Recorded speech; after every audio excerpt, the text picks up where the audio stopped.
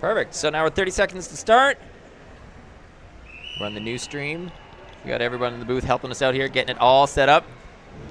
We have Lewis and Keith. Lewis from Great Britain. Yes, hello. Yep. Keith from Canada. Where in Canada? I'm from Edmonton in Canada, which is... home of the Oilers. Home of the Oilers. Well done. Well done. Very far west from here. Edmonton. I want to say, is that Manitoba? Manitoba? You know what? Manitoba is a prairie province. It's from Alberta, which is 2 provinces over, but that's quite fantastic. Because I know, so I try and follow bits of the NHL. So pre-melted underwater hockey, so they play on the ice. For those of you that don't know what ice hockey is, it's when the underwater hockey pitch is frozen over and they just waste time by scratching around on the surface. Something like that. Something like that. And my uncle, he lives on a goat's farm and sells milk in Winnipeg. Well, that's fantastic. Home of the Jets. All right, so Canada won that strike and pushed it all the way to the far corner. That's kind of exactly where you want to be. Yeah, unfortunately, though, for Canada, that's exactly where the Colombians don't mind being as well. Colombians topping their group alongside beating previous world champions South Africa. The Colombians just happy to make you go where you want, and as long as there's one player to stop you coming inside towards their goal, the rest of those players can regroup, and then you're worrying about facing 5 Colombian players driving at you rather than just the one. So, although I think Canada would prefer to be on this side rather than the other side, or sorry, the far side rather than the close side, so that way the poor Colombians can't sub as much. Yeah, a very common tactic, and especially when dealing with the Colombians, people do like to go and try and come out from their goal, visit their subs area, cut across on the 45 all the way across to the far side to make teams get tired out, and especially with the Colombians, because if you can allow Colombia to get fresh players in, then that's when they're going to really start to hurt you on counter-attacks. As we have a good-looking break here by Colombia. Shut down well there by the Canadian defense. Now it's just on the back wall. And it's going to be comes against Colombia. Yeah, obstruction there being signaled by the referee, and it's going to be advantage to Canada, 5 meters from their own goal. Maybe further, depends how far along the call was given, but 2 fresh players for Canada. Spot the puck. Spot the puck. It's 3 lines from the wall between the 2 T marks. As we're going to see, I think Mel Johnson take the advantage puck. Here she goes. Driving down the far side wall. Colombia turn, facing towards their own goal. They're going to try and look to switch it round, but really well shut down there by the Canadian forward. As Canadians still down in numbers, 4 on the bottom, 2 on the surface, as they're continuing this drive, trying to keep it away from the wall and away from that defensive corner for Colombia. That's Dominique Adams, who's just holding on to it right there. Coming back to the wall. Looks like Canada's still holding it on the wall. There's 3 down and a slight drive forward. Yeah, nice flick through the straightforward puck. They're now finding the wall, coming under pressure from Colombia, and then trying to break up on the 45, but the Colombians, just the sheer numbers on the bottom, making it impossible for the Canadians to get through. But like you said, Keith, it's still on the far side of the play. These Colombians are going to get tired. They're going to do a couple of breaths where they've put in a long stint, about 30-40 seconds on the bottom of the pool, depending how hard they're working, and then they start to get tired. Their breaths are less effective, and when they get less breath, they are not as strong as these Canadians on the bottom of the pool. Canadians have spent a lot of time just practicing in this very pool, so that's one thing that they have going for them. Although now that we're halfway into at the end of the round robin, it's kind of everyone's been used to it right now. That was a nice drive all the way back to the Canadian line, and there's no nothing but space there. Let's go to the surface. This should stand up. It is good. Yeah, Canada themselves there just seeming to get tired before the Colombians in this one. Yep. And not being able to get down and shut down that counter-attack, unfortunately. So the early lead here going to Colombia. Number 14 there, Viviana, the scorer. Viviana Marcelo Aguilar Sierra.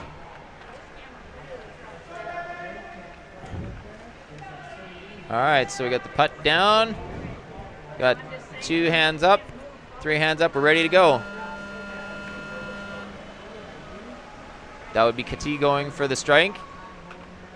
Canada's been blessed with a lot of very fast forwards. Nice lateral there to just bring the puck over towards the wall in front of a Canadian subs bin. Yeah. As we see the captain get on the puck there. Number 10 dropping down in behind. That's Karine Desults. And with stoppage in play as Colombia try and break through. We should see this go. Yeah, it stick goes infringement against Colombia. Indeed, so the puck's going to be on about the 10-meter line for the Canadians. Colombia backed into their own half. 10 minutes to go in the first half here. Both teams still with their timeouts for this game, for this half of the game. And yet, there's Mel Johnson once again. Nice flick out to the left. Pass to Kati. And then that goes back to, I believe that is Emily. Emily Dressel, number 6. Yes, Canada's darling. Canada's darling. Does she play for Vancouver with Mel? She does play for Vancouver. She does, yeah. I met her. I trained with, I did a couple of commentaries and saying that I played with Mel when I visited UBC.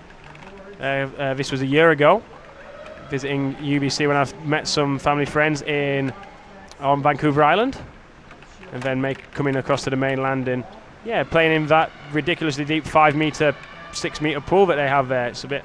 Oh, Mel will tell me it's 4.5 meters. She'll probably correct me on that one. Liz just couldn't quite hold on to it there, and the Colombians just stripped it right off her. Oh, that looks like they went around Lee McGahee. And stoppage in the play here. Down. Wouldn't be surprised if this is another Canadian puck. No, it's Colombian. So advantage not being allowed to run through there as Colombia was putting together a nice drive. So Canadians looks like led that off Colombian there. player would have appreciated not to have that stopped.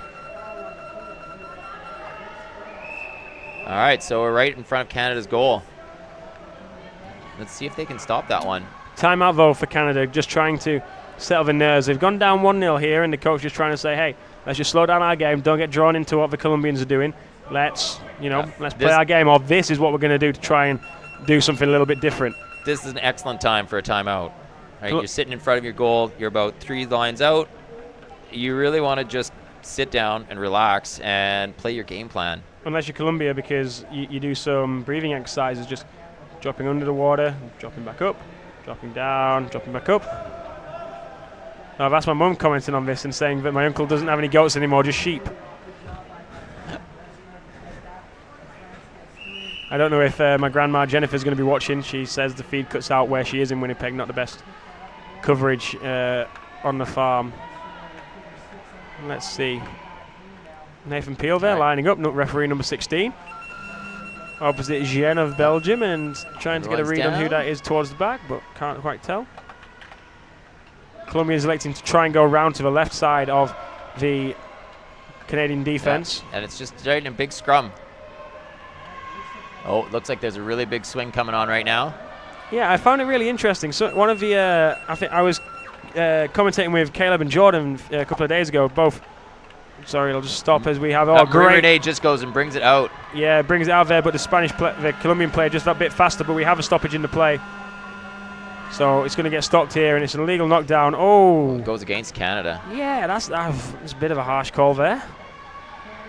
Maybe it's something before what we saw. Maybe a long advantage there, because it seemed as if number 11 there, Marie Renbelanche, would seem to get it down with a stick quite nicely, and then it didn't look like her foul, so probably it was a little bit earlier. Yeah, Nathan Peel, very experienced referee.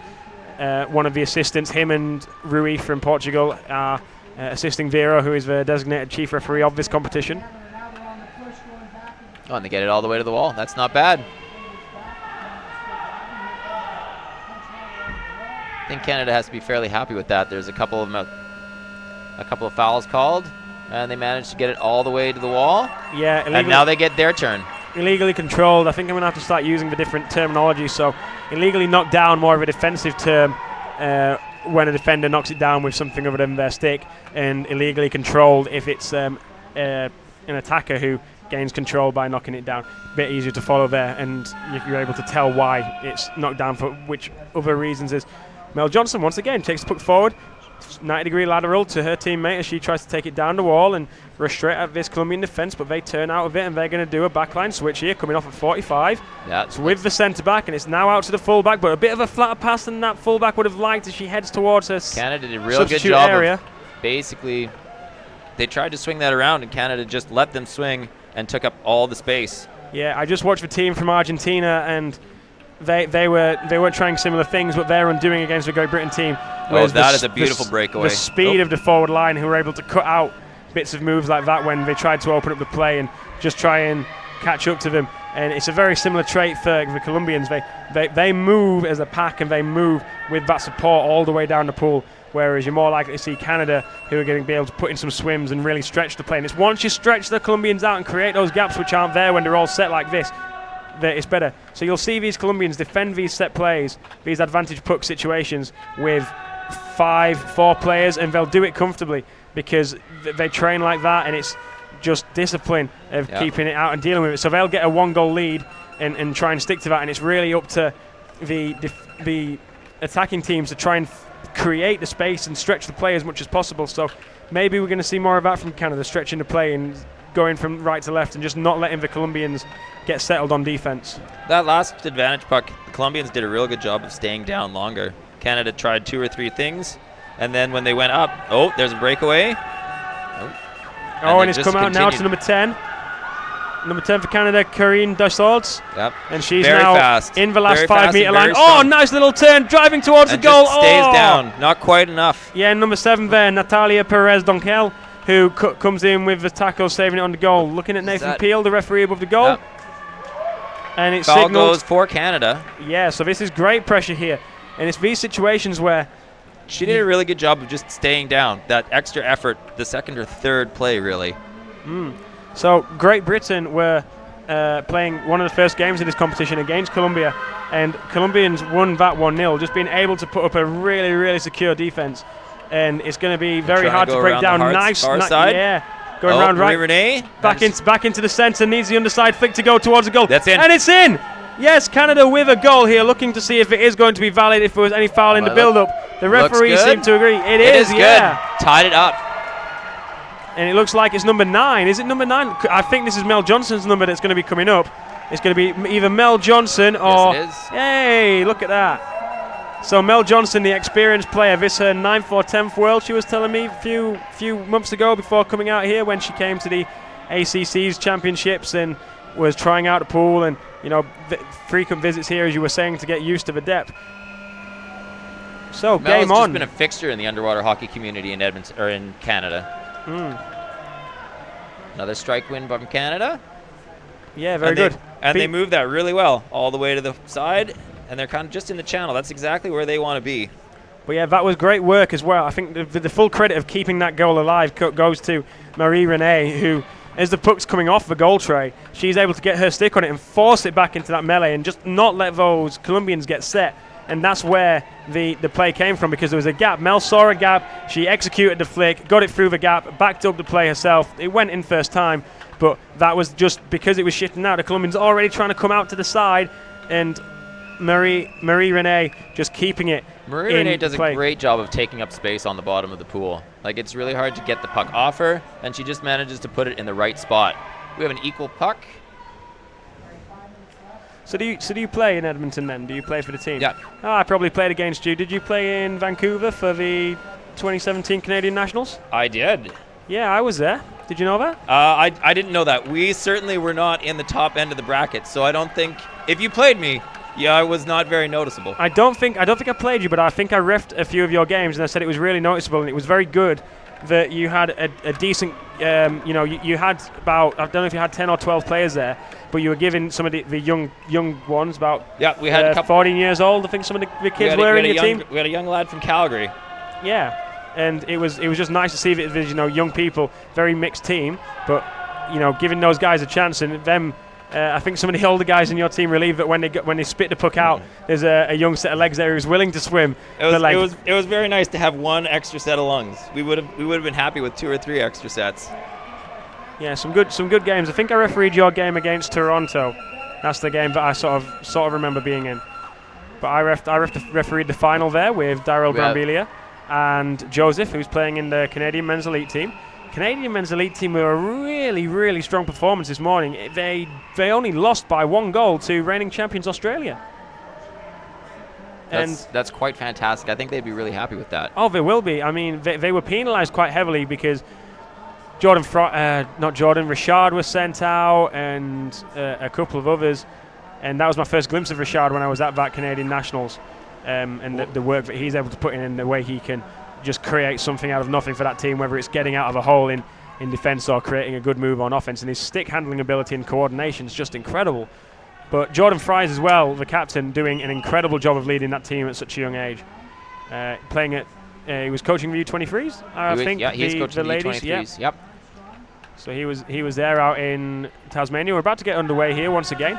But that men's group, as I keep saying, just completely open now as we're nearing the knockout stages. So there could be many upsets on the card. The Spanish, the Americans, the Canadians, all putting in some very, very strong performances.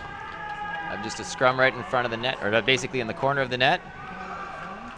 That's a dangerous spot to be. Just the Colombians get a chance to basically breathe in the sub bin, so you can always have people on the bottom. If you can't really make anything happen with the puck, if you just leave it there, it just gets more and more and more dangerous as you get more and more tired. We've got a stoppage here, but the way this drive's going, we need to make sure.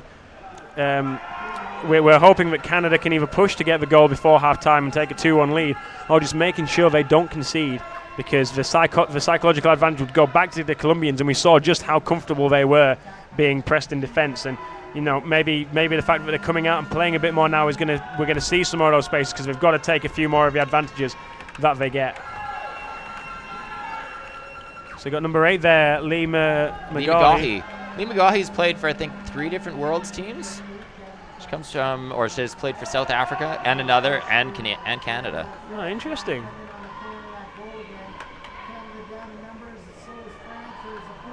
We have a minute left. Yeah, 1 minute till half time, so Canadian enough time puck. Enough time for anything to happen here as we see Mel Johnson come down, takes the puck, no fakes, flicks it forward to number 2, Liz Johnston. Looks like number 2, yeah. And then continued drive here as Amy Dressel brings it off the wall, tries to find Mel Johnson. Mel Johnson passing it back to her teammate. Yep. That's number 12 there. Dominique Adams. Dominique trying to find a way off that wall. It's Colombia who come away with the puck here. 25 seconds left.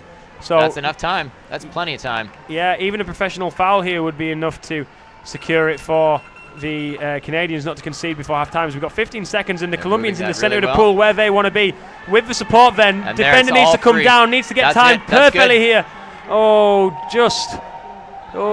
5 seconds left to go in the half, and this is going to be a 2-1 lead to Colombia going into the half.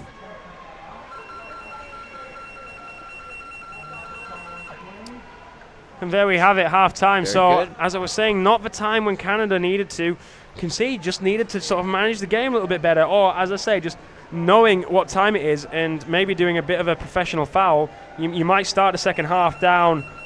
You might start the second half down 1 player, but better than being down 1 goal. Yeah, exactly. I mean, you can take it underneath the sin bin and let them drop in on the play when it comes. And sometimes the referees might just, if you make a good enough attempt to play the puck, then the referees might be a bit more. They might not even see it as a full-on foul, but you've got to take those opportunities, and that's more game management. I'm not saying to everybody at home that might be a young player watching that to be good at underwater hockey, you need to know when to foul. But it's just those bits of game management, and Mel Johnson will know that, as well as a few members of his team that have been experienced at World Championships. Really, what Canada needed to do is just get that puck to the wall and hold it there.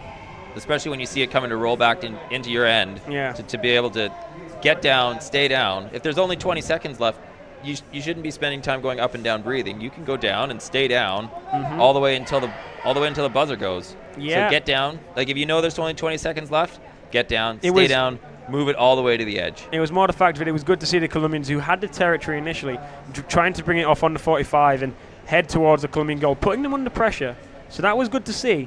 But then once that stopped and Colombia got possession, someone needs to take responsibility at the back there and say, hey, right, this is I'm not going to let you score before half time. I'm going to maybe take one for the team, or I'm going to do everything I can to make sure you don't put it in the goal. And maybe you do rack up a 1 minute time penalty, but as we said before, and as you rightly said, Keith, you need to make sure that you don't go into half time trailing by a goal when you've worked so hard to level it up to get to 1-1. And we could probably give some credit to the Colombians. Yeah, I think that's also acceptable to say that they made a really good play there just to keep it alive. Yeah, absolutely. And it didn't seem to be. The problem was that Canada only dropped 1 or 2 people, and Colombia already had 2 pass options, and so they picked Canada apart. Yeah, absolutely. The Colombians just sort of giving a bit of a gift. The puck came towards them in the center of the pool. They had a bit of space to swim, and then that's where the Colombians are strongest. If you're giving a gift, the nicest thing to do is just open up that wrapping and just see what's inside. Yeah, absolutely. Colombians got the puck in the center of the pool, 3 players down, 1 on the puck, 1 either side of her, and all she had to do was make sure if she punched it forward, make sure it went either side, and then stay down with those girls, and then you just saw it was free. The puck was secure, she went up. So then there was still an option until she wasn't needed, and then she went it alone and scored a goal. So really nice. That was 2 goals like that Colombia scored. Stereotypical of the Colombian style. Don't have the speed, but they have the numbers that stay down for a long, long time. And just by having those numbers near each other, when you put in the tackle and you only knock it a little bit away from that one player who was in possession, unfortunately it goes to the other one that's down right next to it. And then you've got to start your defensive work all over again. Reposition, find the strong ground, put in the tackle, don't give away a foul. Colombia keeps it right in the middle of the pool and in Canada's end. Yeah, so Mel Johnson does a real good job of just holding that puck and forcing it to the wall. Who is the foul going against? Going against Colombia. Stick foul. Trying to win it back from Mel Johnson. So yeah, you can just see the Colombians, every time it goes out to the wall, doing this move, the right-handed players moving it to the left side of the body, pulling the puck back and under, leading with the elbow, and then trying to change direction slightly on the 45 and get out to the center of the pool rather than getting pinned on the wall. Because as you can see, the game strategy from Canada here is put it on the wall, let's use our power, use our size and use our speed to push it down the wall, and then when it's too late, bring it off the wall in that final 5 meters. And here's this stereotypical switch we've been seeing, and once again Canada shuts them out. The Colombians are backed up on their own goal tray as it hits the back wall, so not letting them get out of there at all. They have not had a lot of success. Well, they've only tried that swing twice, the really deep swing, but they haven't had any success with it so far.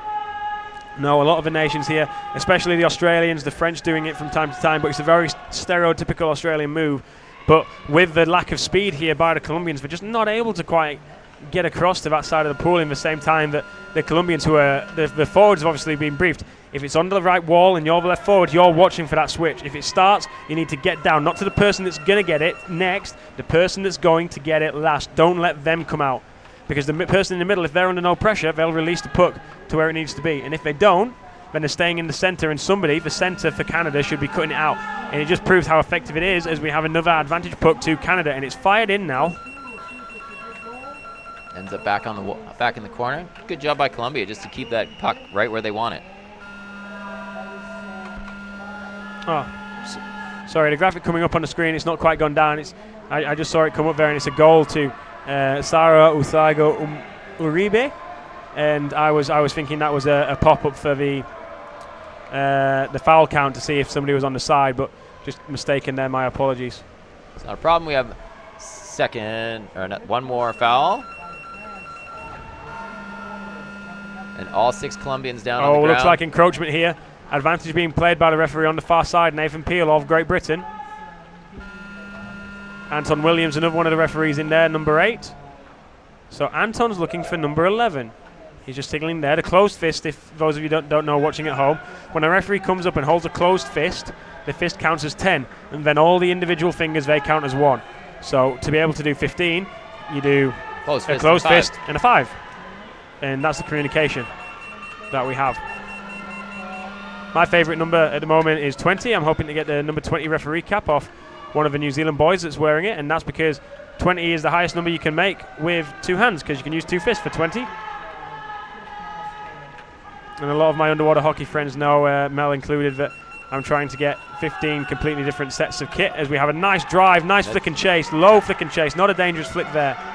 That was from Dom Adams. Watched on well there, the Canadian just coming up, sensing that there could be a breakout by Colombia, positioning herself well as Anton Williams is signaling for a foul here. Advantage again, once again to Canada, stick foul. And he's looking for number 7. Oh, and 1 minute. And that's going to be the second out. So this is a 6-on-4 opportunity.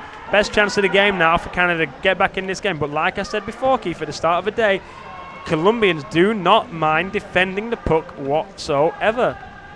So with 4 players in, and this might be an illegal substitution call. How many people have they got in the sin bin? Now they've still got 4 in the subs bin. I could only see 2 on that graphic. Basically that penalty ended right as they started. We can just see right as just as we stop here, there's one of the Colombians has re-entered the game. Oh, that looks like a bench foul. You might be correct. No, you can just see these two here. You can just see they're so pressed against the wall, and then there's two who are on the bench. So I couldn't see these two players that were down here. But foul line against Canada. There we go. So Colombia still with 5, and I told you they like defending. Small goal leads, they can defend them, and then if they need to, they can come out and play. So just happy to sit 4 girls on the tin, take it out. We're not bothered about going anywhere. We're just going to wait for our friends to get back in, because when they get in from the sin bin, they're going to be really fresh. They've done nothing for a minute. And Lee McGaw, you're right, they're just sitting there. Canada using the numbers advantage. We see 5 girls on the bottom, 3 girls now, 2 girls now staying down. Mel Johnson, 1 in the centre, hoping the puck's going to come to her from number 12. Lee McGaw, he pushes through from the back. Yeah, beautifully read by Lee saved there. That back. But then 4 Colombians down and no gaps between them, and it's forced back onto the wall. Canada will be happy it's on the wall because Colombians that weaker area for them. And it now coming into the centre of play. No, switch back onto the outside as Lee McGaw tries to come through once again. Coming up against number 7, Natalia Perez Donkel from Colombia. And we have a stoppage into play. So it's Canada advantage puck, illegally using the glove to stop or advance the puck by the Colombians there. Both teams with their timeouts in this second half, 6 minutes gone. Then we're back to 6-on-6 as well. So, and right in front of the Colombian sub box. Yeah, it's going to be interesting to see where Mel Johnson goes. Very direct. She's going towards the corner, trying to suck in those Colombians. And now the 45 swim. Nice little bit of stick movement there by Alex Gerbin. And as we see Marie Renee dropping down. And here's the foot race. Marie's going to do she's doing a good job of forcing her wide. That's what she needed to do. Just give her other defenders time. And a nice flick out to the side. As we see Alex Gerbin released again. And then Colombian leaving the foot in the way. That could be a potential block called by the referees. No advantage being shown on the surface. Then we see Dominique Adams here trying to just go down the side, coming up against number 9, Natalia Bertisha Diosa. Obstruction call, 2 minutes given by Belgian referee Jean Bou. Canada so far has played a fairly clean game. Three exclusions to none. Yeah, this is just one of the things that happens with this Colombian team. As they get tired and as they do accumulate these stick fouls, the warning gets given out and then they end up on the side of the pool. But as we've said before, they're happy. They train 4-on-4 hockey, and then when we get to the better ends of the games, they train 6-on-4 hockey so that they know how to beat teams with 6 in the water and how to defend teams with 4 in the water. So very well strategized training plans by the Colombians. And Jean Bou, the Belgian referee, saying stick foul, and this is going to be awarded for Canada. So keeping the pressure on. Colombians not really finding a way out of their half in this second half. A lot of the territory for Canada being in their defensive end, this end 7 meters, 3 lanes.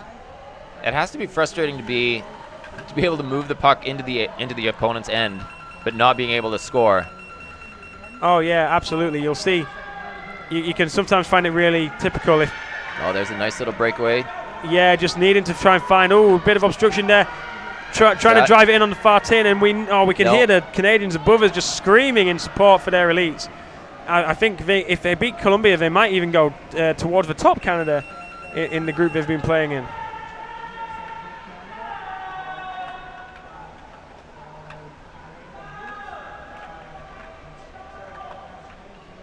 Just everybody's on that far wall. You guys at home can see just about as well as we can about what's going on. Advantage puck once again to Canada. Back to Canada. It's 6-on-5 as Catalina Chica Perez. She's still out on the side. She's going to get ushered in soon. Pretty much once this puck's touched. And it's a timeout being taken by the Colombians. Probably a nice time by the Colombians. And especially smart because they had 2 people subbing. Because if they'd started early enough, you could have had what would have been that? 6-on-3. Canadian coach obviously entering the water and discussing tactics with his players, saying what he wants to do, because we've seen Mel Johnson drive these 5 and 2 meter advantage pucks. She's driven it to the corner and then trying to find a teammate, and it's typically been Dominique Adams who's lined up 90 degrees to get the puck in front of it, and then drive straight in 90 degrees rather than having a weaker body position to drive straight at the Colombian. So might be interesting to see if they change it up a little bit here, if he's got a bit of a game plan, because he's seen that this initial tactic isn't working. Try and maybe find a way to the middle of the pool and put some pressure on him that way. 6 minutes left, down by 1. It would be a time to call a special play if he had one as well.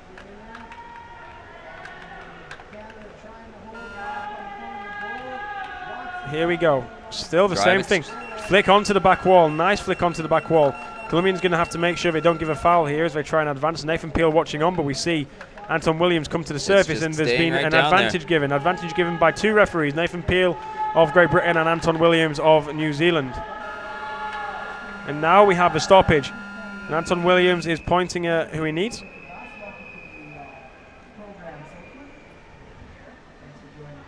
Goes against Canada. Oh, it was difference. So the referees are probably going to need to discuss this out, I would imagine. Yeah, going against Colombia. Australian referee there, Robbie, trying to just decide, like, hey, you had the initial advantage call. I came to you first, and that advantage going in the way of the Canadians. So a little bit of confusion, but because of this experienced referees team, we've got a strong move. Oh, the puck wasn't set on the 5 and 2. So the Colombians just stating that. Oh, we have another person going to the side. Yeah, player being ejected there. So it's gonna start off as 6-on-4 hockey for the Canadians. But as soon as that puck is touched, Sara Uthiga Ubiri is going to be sent into the water. Oh, and there's going to be the Colombians screaming at the top of their voice because that puck was not on the 5-meter line. It was probably only about 4.5 meters out, if that. So very, very controversial if that was going to be scored from there. And you could just hear the Colombian coach just screaming at the referee. But referee on the surface, Robbie, not knowing that the Canadians have just moved it a bit further forward and the referee's in the water, not resetting the puck. And they're staying back in the wall. Colombia's doing a real good job of pushing this out. 5 minutes left. Oh, and there's chance to swim. This is probably going to be Canada since the Colombians were able to break with it. Let's see what they're going to say. No. Going against Canada. Yeah, Colombia you can just see the coach down here in the left of our picture just saying, come on, what's happening? These advantage plays need to be a bit longer. And even if sometimes the situation doesn't look like there's an advantage, but a couple of seconds later, there is one. And it's just worth keeping that little finger going for a couple more seconds to see just how the game can open up.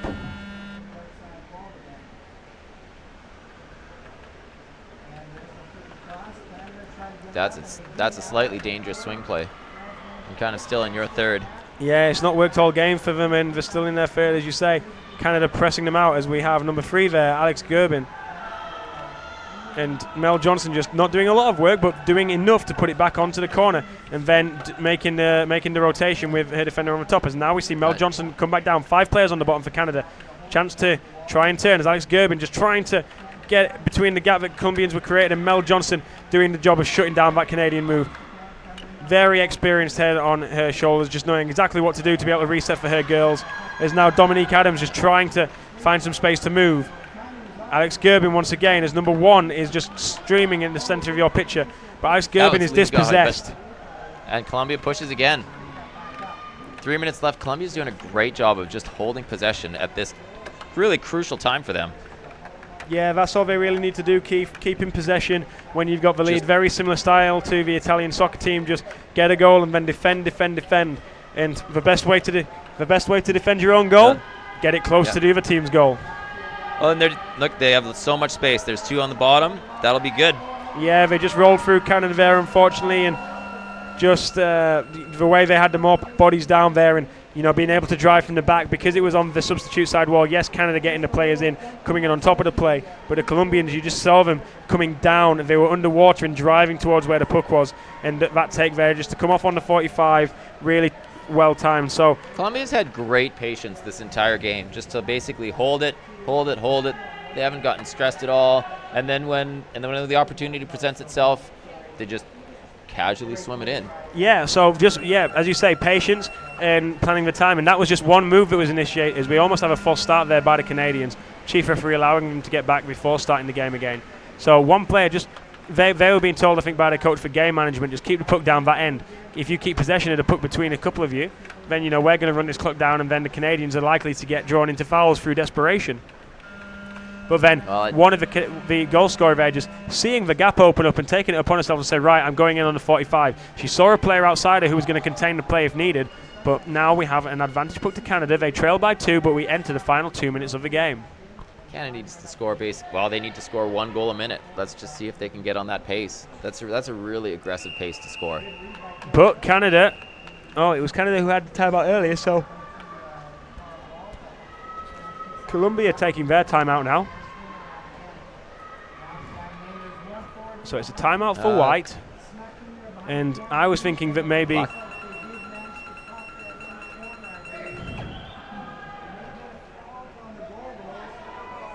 So I'm surprised by that move, because to score a goal, you need to get back into this game. First of all, you need to score a goal. You score that goal, and under the 2-minute stop clock rules, if you score a goal, the time continues to tick down.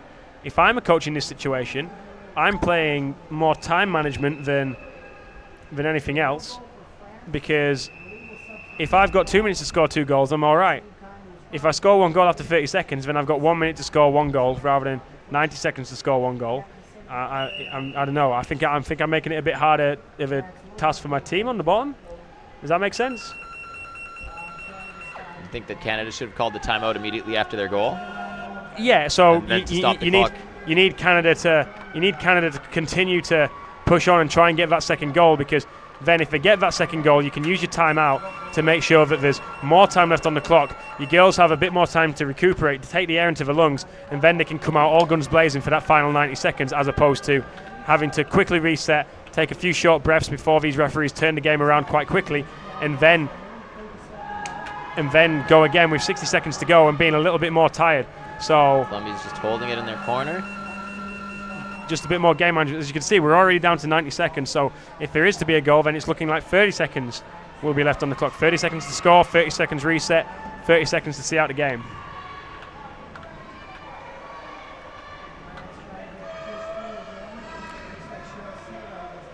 All Colombia wants to do now is just push this right into the corner.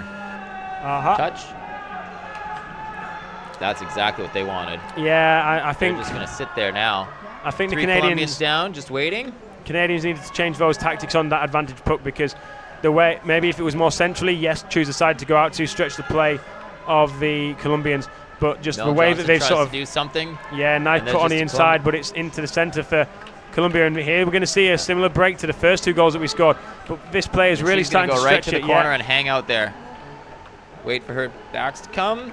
Yeah, 56 seconds now, so even a goal at this point for Canada without that timeout going to probably result in not a lot, as Colombia on the drive now.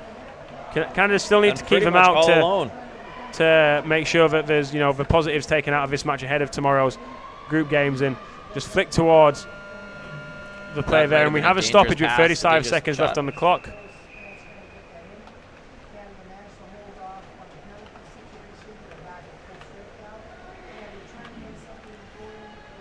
So yeah, I think it's... it looked like there was a kind of a back flick that went right into the chest of the defender. But although at 30 seconds, even then, it doesn't really matter. No, it's not going to have any impact in this game.